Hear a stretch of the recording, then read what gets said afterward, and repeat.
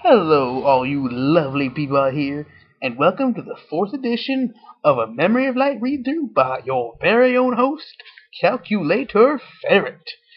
And I'm here to tell you, man, this is going pretty good so far. Alright, so far I got a whopping 9 views. 9 views, man! Whoa! Oh my gosh, that's so freaking awesome. Oh, but you know what? Excuse me. You know what? I owe it all to my lovely, lovely fans. So you know what? Well, not fans, perhaps, but viewers. Brought to you by the viewers like you, PBS. You get the point. Anyways, let's get right down into it. Here we go.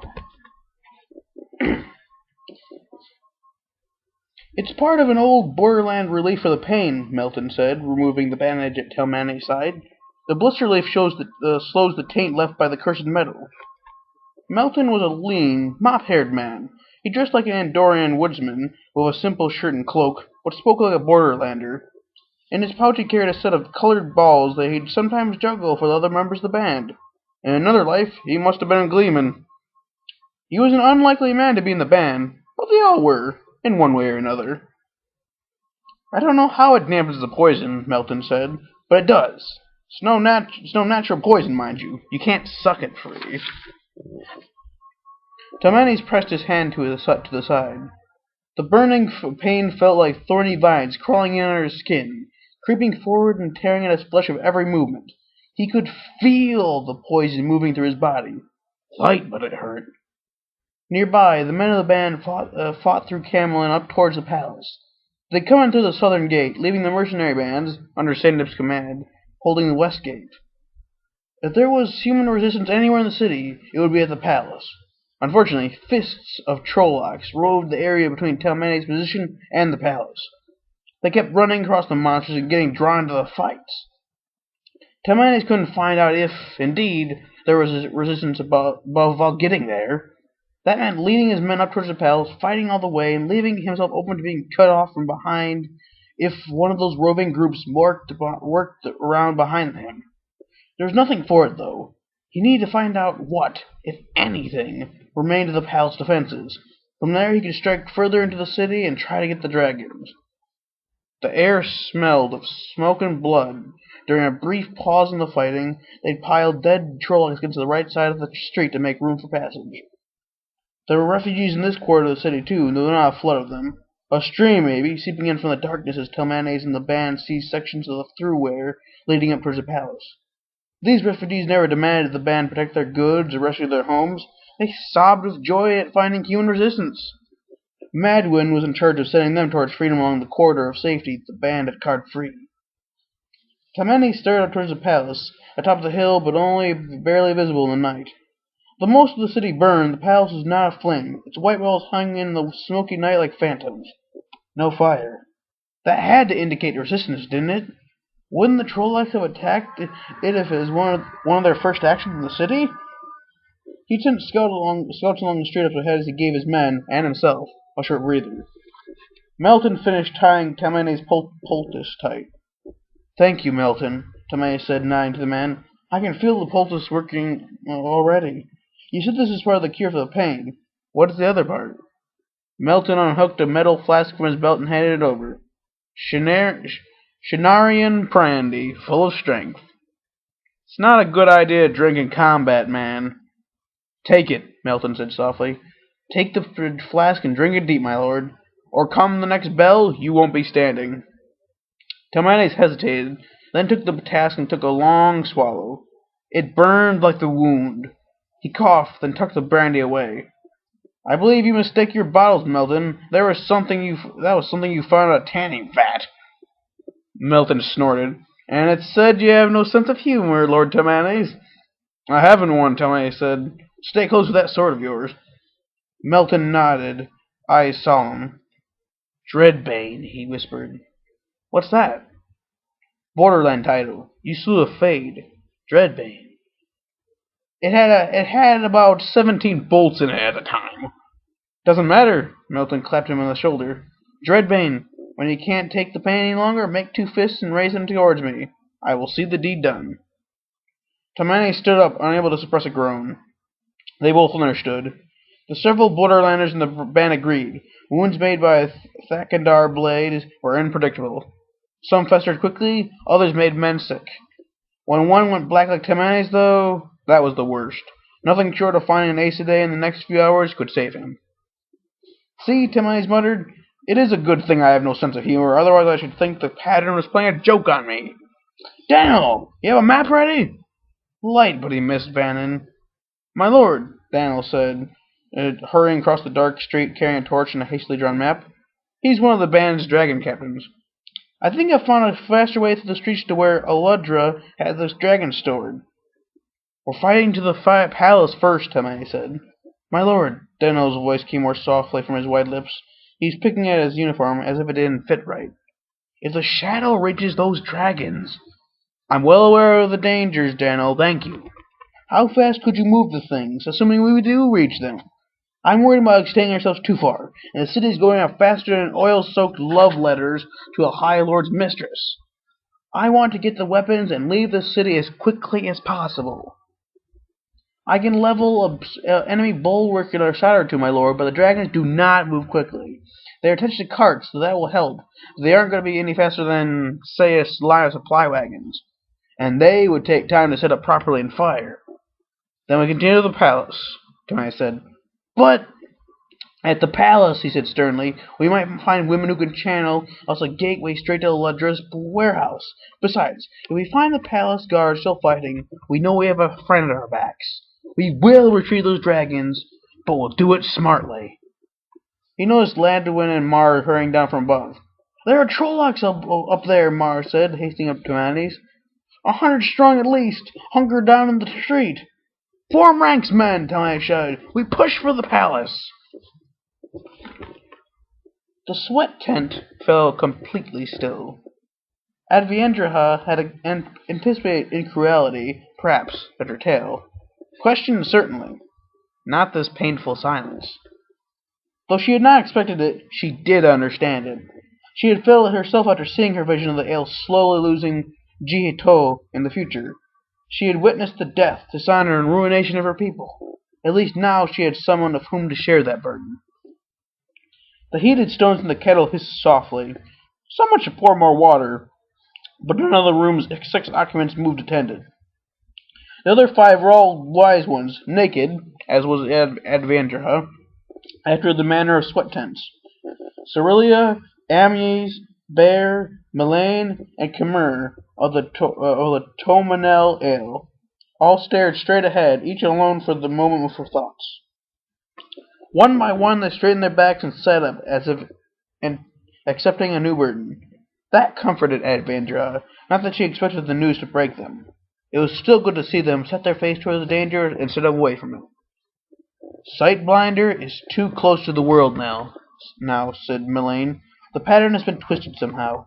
In the dream we still see many things that may or may not happen, but there are too many possibilities. We cannot tell one from another. The fate of our people is unclear to the dreamwalkers, as is the fate of the Karakarn once he spits in Sightblinder's eye on the last day. We do not know the truth of what Aviendha saw. We must test this, Cerelia said, eyes like stone. We must know. Is each woman now shown this vision instead of the other, or is the experience unique? Eleanor the Darn, Amia said. Her training is nearly complete. She will be the next to visit Rhuidean. We could ask Hyde and Shani to encourage her. Aviendha suppressed a shudder. She understood too well how encouraging the wise ones could be. That would be well, Bear said, leaning forward. Perhaps this is what happens whenever someone goes through the glass columns the second time. Perhaps that is why it's forbidden.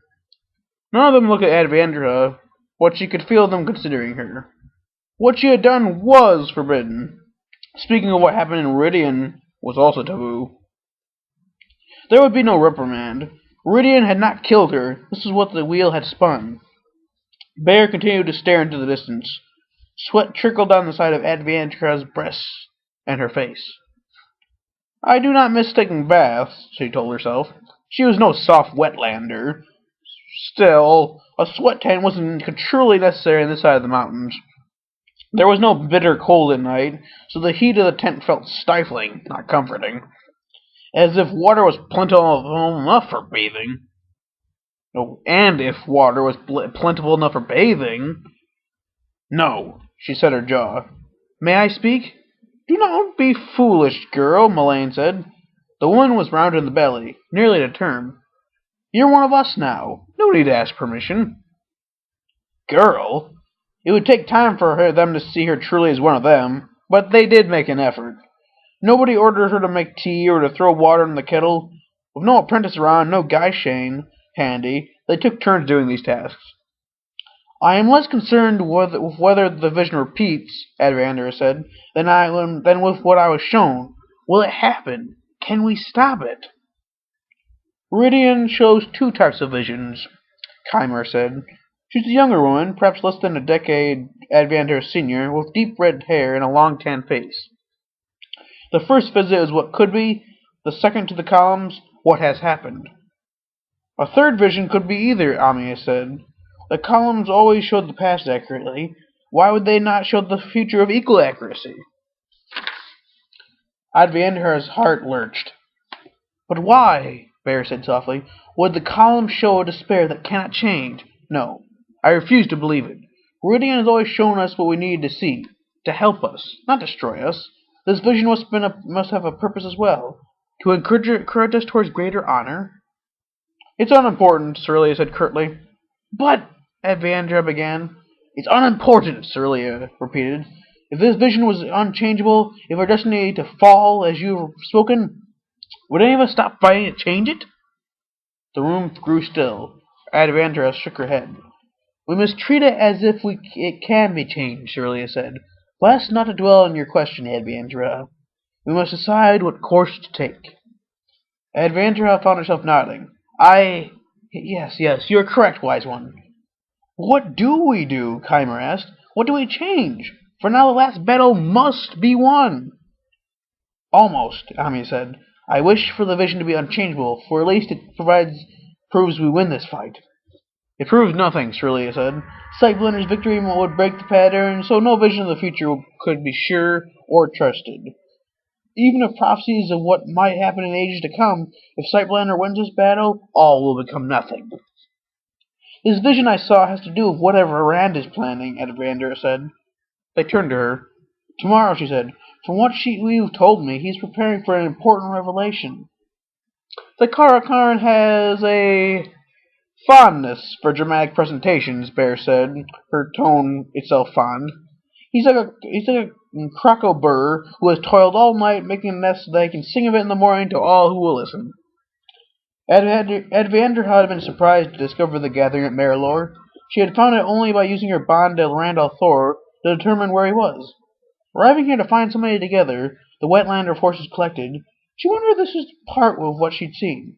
Was this gathering the start of what would become her vision? I feel as if I know more than I should, she spoke almost to herself. You have had a deep glimpse of what the future might hold, Chimer said. It will change you, Aviendha. Tomorrow is key, Aviendha said. His plan. From what you have said, Chimer replied, it sounds as if he intends to ignore the Ale, his own people. Why would he give boons to everyone else, but not to those who are the most deserving? Does he seek to insult us? I don't think that is the reason, Aviendha said. I think he intends to make demands of those who attend, not grant them gifts. He didn't mention a price, Bear said. A price he intends to make the others pay. No other has been able to pry the secrets of this price from him. He went through a gateway to Tyr earlier this evening and returned with something, Melten said. The maidens report it. He keeps his oath to bring them with him now. When we have inquired about his price, he has said that it is something the Ale need not worry about. Aviendha scowled. He's making men pay him in order to do what all know he must. Perhaps he has been spending too much time with that minder the sea folk sent him. No, this is well, Amia said. These people demand much of the Karakarn. He has a right to demand something of them in return. They are soft. Perhaps he intends to make them hard.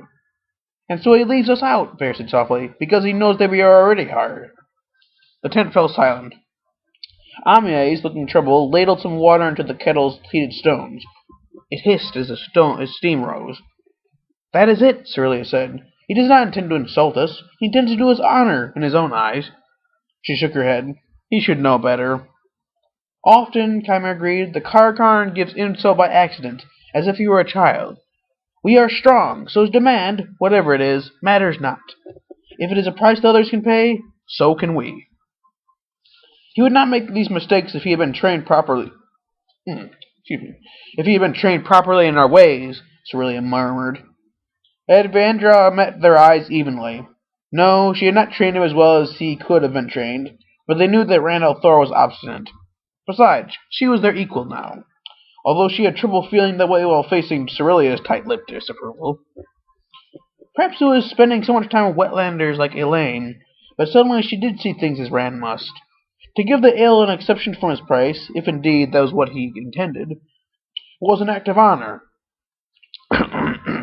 If he had made a demand of them with the others, these very wise ones might have taken offense at being lumped with the wetlanders. What was he planning? She saw hints of it in the vision, but increasingly she was certain that the next day would start the ale on the road to their doom. She must see that it did not happen. This was her first task as a wise one, and would likely be the most important one she would ever be given. She would not fail. Her task was not just to teach him, Amia said, what I wouldn't give to know that he was safely under the watchful eyes of a good woman. She looked at Aviendha, a face laden with meaning. "He will be mine," Aviendha said firmly. "But not for you, Amies, or for our people." She was shocked at the strength of the sentiment within her. She was Ale. Her people meant everything to her. But this choice was not their choice. This choice was hers. "Be warned, Aviendha," Bayers said, laying a hand on her wrist. "He has changed since you left. He has grown strong." Aviendha frowned. "In what way?" "He has embraced death," Amia said, sounding proud.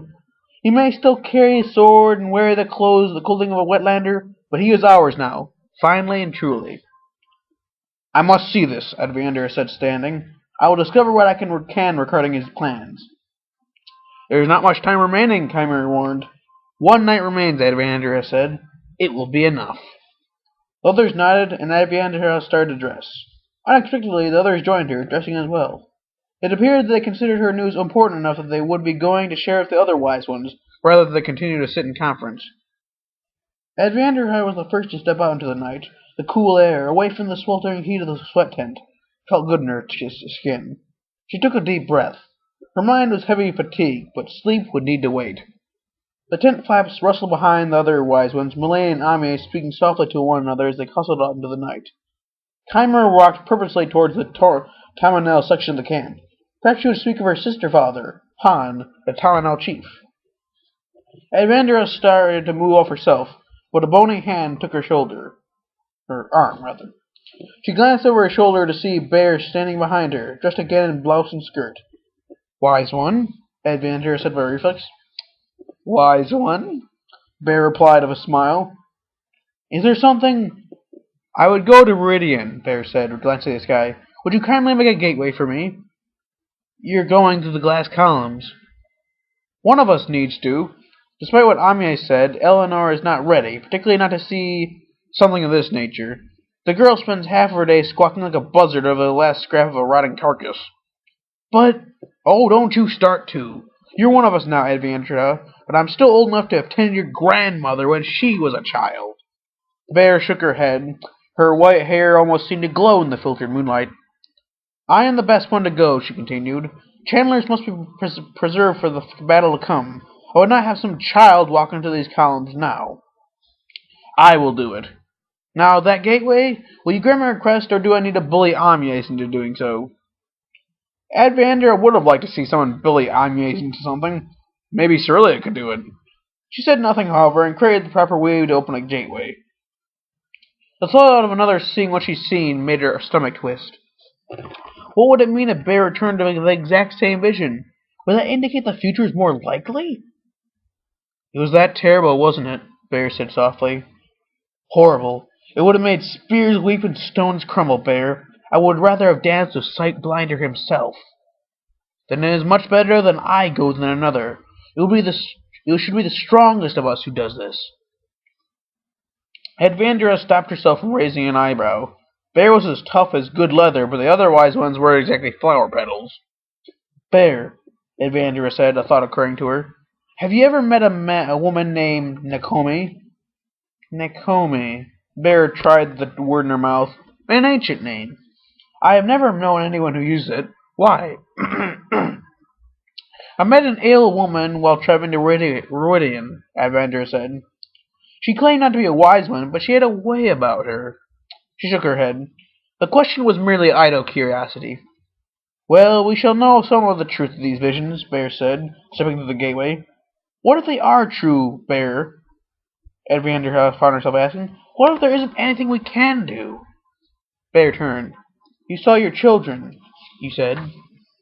Aviendha had nodded. She hadn't spoken in detail that second of the vision. It had seemed more personal to her. Change one of their names, Bear said. Never speak of the name that child was called in the vision, not even to us. Then you shall know. If one thing is different, then others may be different as well. Will be different. That is not our fate, Aviendha. It is a path we will avoid. Together. Aviendha found herself nodding. Yes. A simple change. A small change, but full of meaning. Thank you, Bear. The aging wise one nodded to her, then stepped to the gateway, running in the night towards the city ahead. Talmanes threw his shoulder against a hulking, board-faced Trolloc in crude chain armor. The beast smelled horrid, like smoke, wet fur, and unwashed flesh. It grunted at the force of Talmanes' assault. The things always seemed surprised when he attacked them. Talmanes pulled back, ripping his sword out of the beast's side as it collapsed. He then lunged forward and rammed his sword into its throat, heedless of its ragged fingernails scratching at his leg. Life faded from the beady, too human eyes. Men fought, called, grunted, killed. The street ran up a steep incline towards the palace. Troll-like hordes had entrenched there, holding position and keeping the band from reaching the top. Talmanes sagged against the side of a building. The one next to it was on fire, lighting the street with violet colors and bathing him in heat. Those flames seemed chilly compared to the flaring, horrible pain of his wound. The flare ran down his leg to his foot and was beginning to work its way across his shoulder. Blood and bloody ashes, he thought. What I'd give for another few hours of my pipe and book, alone and peaceful. The people who spoke of glorious death in battle were complete flaming fools. There was nothing glorious about dying in this mess of fire and blood. Give him a quiet death any day. Talmanes pushed himself back up to his feet, drops of sweat falling from his face. Below, Trollocs massed themselves behind his rear position. They had closed the road behind Talmanes' force, while Talmanes was able to proceed, cutting through the Trollocs ahead. Retreat would be difficult to pull off. As well as this roadway being full of Trollocs, fighting the city meant the Trollocs could wind through the streets in small groups and attack his flanks, as they advanced and later when they retreated. Throw everything you got at them, men, he bellowed, hurtling himself up the street and into the Trollocs blocking the way up. The palace was quite close now. He caught a goat-faced Trolloc's sword in his shield right before it would have taken off Denel's head. Talmanes tried to shove the beast's weapon back, but light Trollocs were strong. Talmanes barely kept this one from throwing him to the ground as Denel recovered and attacked his thighs, bringing it down. Melten fell in beside Talmanes. The borderland was true to his word to stay close, in case Talmanes needed a sword to end his life. The two led the push up the hill. The Trollocs began to give, then rallied, a snarling, roaring heap of dark fur, eyes, and weapons in the firelight. There were so many of them. Steady! Talmanes yelled. For Lord Mat and the Band of the Red Hand!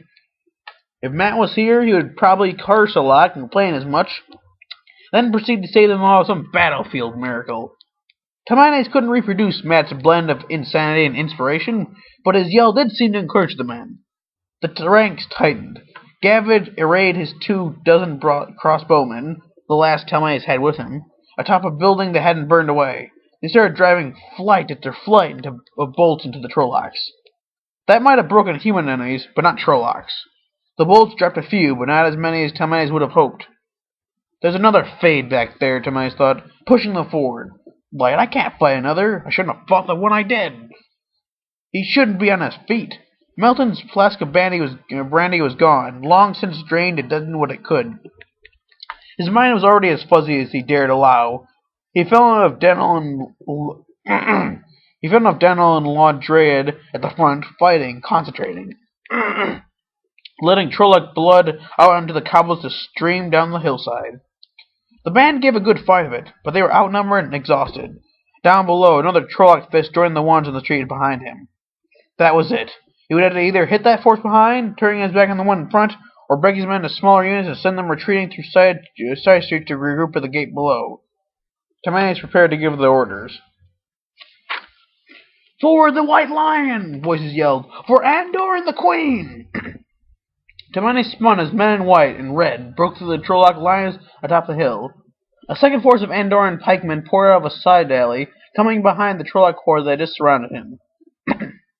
The Trollocs broke before the oncoming pikemen, and in moments the entire mass, like a pus-filled blister, burst, Trollocs scattering in all directions. Talmanes stumbled back. Momentarily he had to prop himself off of his sword as Madwyn took command of the counterstrike, and his men killed many of the fleeing Trollocs. A group of officers in bloodied Queen's Guard uniforms rushed down the hillside. They didn't look any better than the band. Gawain led them. "Mercenaries," said Talmanes, "I thank you for showing up." Talmanes frowned. "You act as if we saved you. From my perspective, it happened the other way around." Guybone grimaced in the firelight. "You gave us some respite. Those Trollocs were attacking the palace gates. I apologize for taking so long to reach you. We didn't realize at first, but what had drawn them in this direction." "Light! The palace still stands?" "Yes," Guybone said. "We're full of refugees, though." "What of Chandler's?" Talmanes asked, hopeful. "Why haven't the Andorian armies returned to the Queen?" "Dark friends," Guybone frowned. "Her Majesty took most of the kinsmen with her, the strongest ones at least. She left 4 of enough power to make a gateway together, but the attack. An assassin killed 2 of them before the other 2 could stop him. Alone, the 2 weren't strong enough to send for help. They're using their strength to heal." "Blood and bloody ashes," Talmanes said, though he felt a stab of hope as he said it. Perhaps these women could not make a gateway, but they might be able to heal his wound. "You should lead the refugees out of the city, Guybone. My men hold the southern gate." "Excellent," Guybone said, straightening. "But you will have to lead the refugees. I must defend the palace." Talmanes raised an eyebrow at him. He didn't take orders from Guybone. The band had its own command structure, and reported only to the Queen. Matt had been that clear when accepting the contract. Unfortunately, Guybone didn't take orders from Talmanes either. Talmanes took a deep breath, but then wavered, dizzy. Melton grabbed his arm to keep him from toppling over. Light, but it hurt. Couldn't his side just do the decent thing and grow numb? Blood and bloody ashes. He needed to get to those kinswomen. Talmanes said hopefully, "The 2 women who can heal?" "I've sent for them already," Guybone said, "as soon as we saw this force here." "Well, that was something." "I do mean to stay here," Guybone warned. "I won't abandon this post." "Why?" "The city is lost, man." "The Queen orders us to send regular reports through gateways," Guybone said. "Eventually she's going to wonder why we haven't sent a message. She'll send a Chandler to see why we haven't reported, and that messenger will arrive at the palace's traveling ground. My lord," a voice called. "Lord Talmanes." Guybone cut off, and Talmanes turned to find Filger, one of the scouts, scrambling up the bloody cobbles of the hillside towards him. Filger was a lean man with thinning hair and a couple of days' worth of scruff, and the sight of him filled Talmanes with dread. Filger was one of those they'd left guarding the city gate below. "My lord," Filger said, panting, "the Trollocs have taken the city walls. They're packing the ramparts, loosing arrows or spears at anyone who draws too close. Lieutenant Sandip sent me to bring you word." "Blood and ashes! What of the gate?" "We're holding," Filger said. "For now." "Guybone," Talmanes said, turning back, "show some mercy, man. Someone needs to defend that gate. Please, take the refugees out and reinforce my men. That gate will be our only method to retreat from the city." "But the Queen's messenger?" "The Queen will figure out what bloody happened once she thinks to look here. Look about you. Trying to defend the palace is madness. You don't have a city any longer, but a pyre." Guybone's face was conflicted, his lips a tight line. "You know I'm right," Talmanes said, his face twisted in pain. "The best thing you could do is reinforce my men at the southern gate to hold it open for as many refugees as can reach it." "Perhaps," Guybone said. But to let the palace burn? You can make it worth something, Talmanes said. What if you left some soldiers to fight the palace? Had them hold up the Trollocs as long as they can. That'll draw the Trollocs away from the people escaping out this way. When they can hold no longer, your soldiers can escape the palace grounds on the far side and make their way around to the southern gate. A good plan, Guybone said grudgingly. I will do as you suggest, but what of you? I have to get to the dragons, Talmanes said. We can't let them fall to the shadow. They're in a warehouse near the edge of the inner city. The queen wanted them kept out of sight, away from the mercenary bands outside. I have to find them. If possible, retrieve them. If not, destroy them. Very well, Guybone said, turning away, looking frustrated as he accepted the inevitable. My men will do as you suggest. Half will lead the refugees out, then help your soldiers hold the southern gate. The other half will hold the palace a little longer, then withdraw. But I'm coming with you.